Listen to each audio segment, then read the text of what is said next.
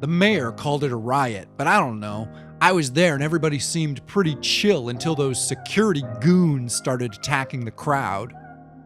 I've heard the news say that those guys were probably one of those private paramilitary outfits like Blackwater. Former military turned private contractors now on our streets because the mayor wants to waste the city's budget to crack down on anybody who speaks out against him. Seems pretty transparently like fascism when you look at it, but these are the times we're living in. So, you know the score. There's maybe a few hundred of us at the courthouse downtown, up by the north entrance.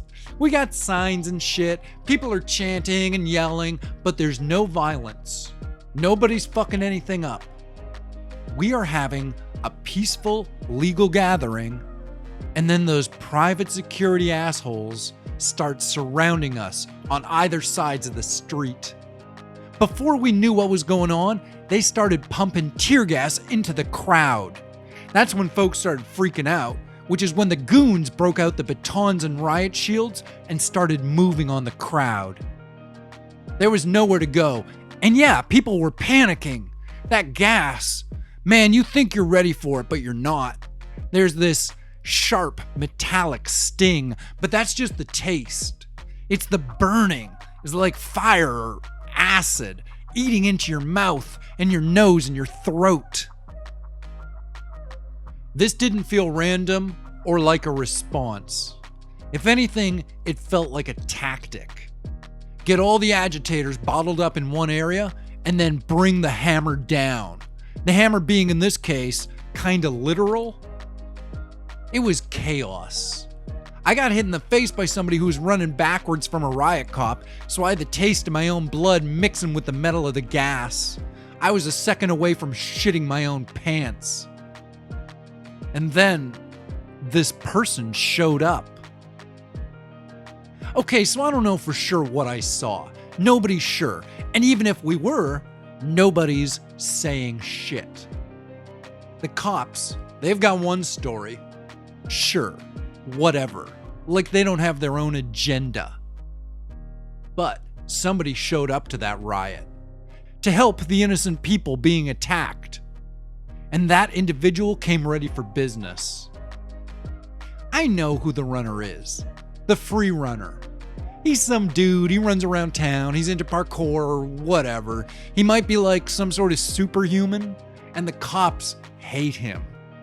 But I can assure you, he's got nothing to do with my story. Whoever it was, and nobody's saying it was the runner. Nobody except the cops. But I was there, and whoever I saw, and it for sure wasn't the runner, I saw them drop down onto the street. Like from up high. They came down in the middle of a cloud of tear gas smoke, landing in a crouched, ready position. And then they moved on those goons. The riot goons, they thought they knew the plan. Surround us, smoke us, stomp us, bash down on some helpless folks they'd already gassed while hiding behind their masks and their big transparent shields. But this individual, whoever they were, they didn't give a fuck about any of that. They walked through the tear gas like it was a music video smoke cloud, and they grabbed the first riot shield they encountered and tossed it into the next block, with the riot cops still holding on to it. It was pretty intense, but those guys were all wearing fancy high-tech body armor, and they were the ones who started the fight. So, whatever. Is it wrong to enjoy this sort of thing? Sure, a few of those guys did get hurt. Concussions, broken bones.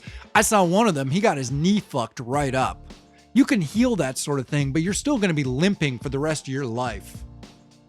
But I've seen what happens to protesters when they don't have anybody to defend them from violent cops or other forms of hired goon. So my sympathy only goes so far. I think I saw maybe one riot goon land a hit on whoever that was who was taking them down. And that guy went for it, bringing his little baton down so hard he broke the thing across the unknown person's back. This person, though, I don't think they even felt it. They took that broken baton off the cop and they snapped the thing in half again. It might as well have been a breadstick, you know? And then they picked up that cop and threw him into a bunch of his buddies.